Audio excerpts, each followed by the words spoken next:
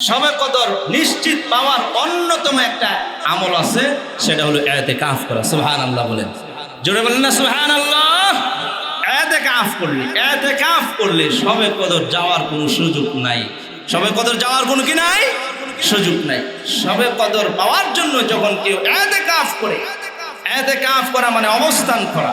ইতিকাফ যখন করে, ইতিকাফ করার মাধ্যমে সে দুনিয়ার সমস্ত গুনাহ থেকে নিজেকে হেফাজত করতে পারে এবং আল্লাহর অতি নৈকট্য অর্জন করতে পারে। কথা বলুন ঠিক কিনা? এজন্যই আমাদের সমাজে ইতিকাফ করার লোক পাওয়া যায় না। গ্রামে দেখা যায় সবাই চাউল কালেকশন করে একটারে বসায়। কোন লোকরে বসায় জানেন? যেই লোকের কোনো কাজ নাই, কাম নাই, বেকার একটা লোকের খুঁজে। আমাদের বহু মসজিদে আছে ইতিকাফের লোক খুঁজে পাওয়া যায় না। একজন যদি না বসে সমাজের সকলেই গুনাহগার হবে। সকলে কি হবে? গুনাহগার। গুনাহ থেকে বাঁচার জন্য বুদ্ধি বের করে কয়েকজনের পয়সা দিয়ে বসায়। আরে অথচ নিজে বসলে এই সবটা পাইতো, নিজে বসলে শবে কদর নিশ্চিত পাইতো। নিজে বসলে এই ইতিকাফ করার মাধ্যমে রাসূল বললেন, আল্লাহ নবী সাল্লাল্লাহু আলাইহি ওয়াসাল্লাম বলেন, আল মুতাকিফু ওয়া ইয়াতাকিফু যুনুবা ওয়া ইয়াজরি লাহু মিনাল হাসানাতি কাআমিলিল হাসানাতি কুল্লিহা। আল্লাহ নবী সাল্লাল্লাহু আলাইহি ওয়াসাল্লাম বলেন, কোন মানুষ যখন ইতিকাফ করে, ইতিকাফ করার কারণে সমস্ত দুনিয়ার গুনাহ থেকে বেঁচে থাকে। সুবহানাল্লাহ। ইতিকাফ করার কারণে আল্লাহ রাব্বুল আলামিন তার আমলনামায় সব নেক আমলগুলো দিয়ে দেয়। ইতিকাফ করার কারণে যত ধরনের নেক আমল আছে, এই সব নেক আমলের সওয়াব তার আমলনামায় দিয়ে দেয়। সুবহানাল্লাহ। যেমন ইতিকাফ থাকার কারণে জানাজা যাইতে পারে নাই, আল্লাহ নবী বলেন জানাজা নামাজে গেলে যেই সওয়াব ইতিকাফ করার কারণে তার আমলনামা এই সবটাও দিয়ে দেওয়া হয়। সুবহানাল্লাহ।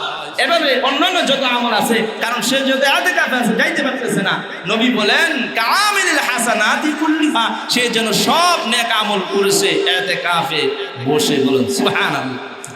আল ইতিকাফ করলে কি ফজিলত, মানে ইতিকাফা ইয়াওমান ইবতিগা ওয়াজহিল্লাহ জাআলাল্লাহু বাইনাহু ওয়া বাইনান নারি সালাসা খানাদিকা আবআদা মিম্মা বাইনা খাফিকাইনি।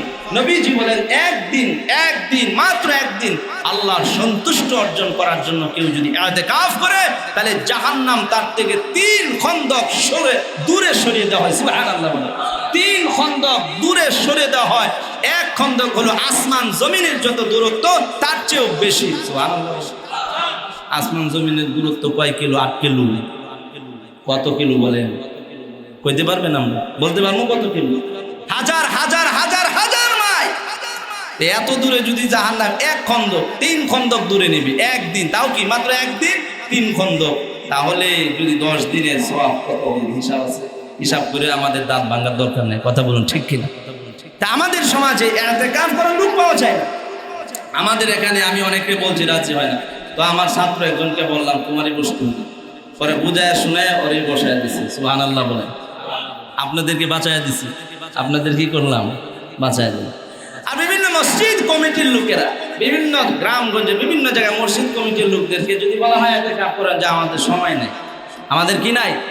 কিন্তু ইমাম সাহেব যদি একদিন ছুটি চায় যে আমার একটু বাড়ি যেতে হইব, ওই দিন যদি বলে ইতিকাফ করেন, তো বাড়িতে এত ঝামেলা, বাড়িতে অনেক কাজ, আমি কেমনে ইতিকাফ করবো, বহুত কাজ আছে। কিন্তু ইমাম সাহেব যদি একদিন বাড়িতে ছুটি চায় যে বাড়িতে যাইতে হইব, আপনার বাড়িতে কাম কি? কথা বলুন ঠিক কিনা?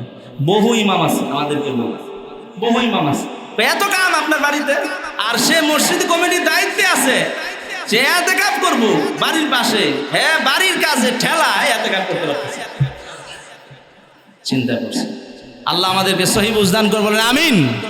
তাহলে ইতিকাফ করলে অন্যতম শবে কদর পাওয়ার অন্যতম একটা আমল হলো ইতিকাফ করা। নবীজি সাল্লাল্লাহু আলাইহি ওয়াসাল্লাম সারা জিন্দেগি ইতিকাফ করেছেন। পুরো রমজান মাস ইতিকাফ করেছেন।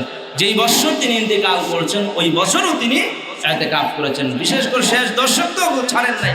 সাহাবায়ে কেরাম কমর বেঁধে লেগে যেতেন। ইতিকাফ করার লোকে অভাব হইতো না সাহাবায়ে কেরামের আমল। আর আমাদের আমলে ইতিকাফ করার লোকই পাওয়া যায় না। খোঁজ নিয়ে দেখেন তো, এই মসজিদগুলোতে আশেপাশে যত মসজিদ বা আপনার বাড়ির মসজিদে খবর নেন কয়জন করছে, দেখবেন হয়তো 1জন বা 2জন। তারপরে এমন এক লাইনে বসাইছে যে সারাদিন খাসে বুঝে বসে, তারপরে তো অসুস্থ রুগী একটা লাইনে বসাই দিচ্ছে।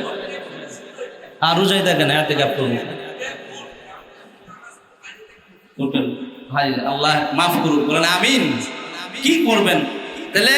এই যে আমরা বসে বসে আবার বলি যে আল্লাহ রহমত দাও, বরকত দাও, কেমনে দিই বলে? আমরা তো আল্লাহর হুকুমের দিকে নাই, আমরা আছি দূরে, আমরা দৌড়তেছি বাম দিকে, আল্লাহ আমাদেরকে ডাকতেছে ডান দিকে আসে। আল্লাহ আমাদের সকলকে হেফাজত করুন, আমিন। রমজানের পূর্ণ সব আল্লাহ তাআলা আমাদের সকলে আমল